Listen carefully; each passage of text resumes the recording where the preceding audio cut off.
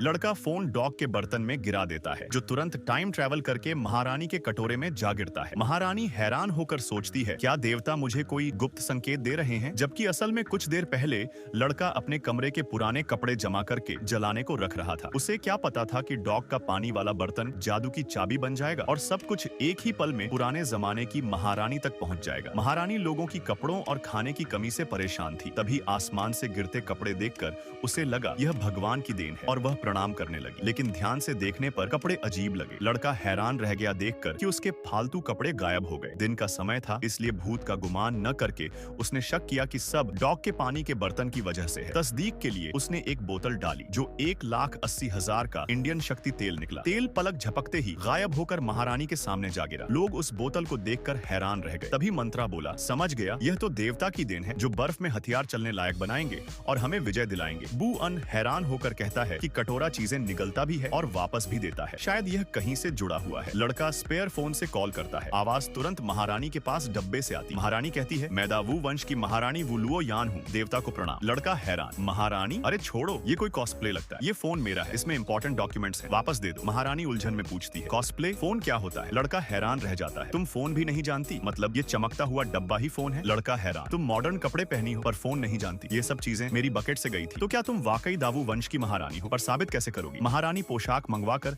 अपनी शाही मोहर दिखाती है। इसे मैं 1,00,000 सेना को आदेश दे सकती हूँ। लड़का सन्न रह जाता है। तुम सच में महारानी हो और तुम्हारी ऊर्जा मुझसे जुड़ गई है। लड़का कहता है, मैं देवता नहीं, सिर्फ 21वीं सदी का आम आदमी हूँ। लड़का कहता है, जो हो सकेगा मदद करूंगा, बस मेरा फोन वापस दे दो। महारानी गंभीर होकर बताती है, दावू राजवंश एक सदी में न आई ऐसी ठंड से जूझ रहा है। दुश्मन हमला कर रहे हैं, फसल बर्बाद हो गई है, शहर में महीनों से अनाज नहीं आया। लोग भूख मिटाने के लिए दरख्त की छिलखिल और बर्फ खाकर गुजारा कर रहे हैं। महारानी आंखों में आंस लिए विनती करती है, देवता हमारी 2,00,000 सेना और जनों को अनाज दे दो। वजीर और जनता पूजा का वादा करते हैं। लड़का सोचता है वह मदद करना चाहता है, पर उसकी दुकान नुकसान में और कर्ज भी। 2,00,000 लोगों को पालना उसके बस की बात नहीं। महारानी हैरान होकर पूछती है, सच में तुम्हारे पास कोई तरीका है? लड़का कहता है, दिल है पर ताकत कम है। 2,00,000 लोगों के लिए अनाज? फिर उसे एक आइडिया याद आता है, अगर महारानी कुछ पुराने एंटीक भेज दे तो वह मॉडर्न दुनिया में उन्हें ऊंचे दाम पर बेच सकता है। मंत्री सोचते हैं, यह देवता की परीक्षा है, देखो देश के विनाश के समय लोग दुनियावी चीजें त्याग करेंगे या नहीं। महारानी बोलती है, अगर देश ही बच गया तो सोने चांदी का क्या मूल्य? और फिर खजाना खोलने का आदेश देती है। महारानी कहती है, सोना चांदी और हीरे जवेल निकालो, मैं देवता को अर्पण करूंगी। सब मौन हो जाते हैं। फिर वह कहती है, लड़का हैरान होकर सोचता है, हमारी किस्मत खुल गई, मैंने सीधे महारानी से कनेक्शन बना लिया।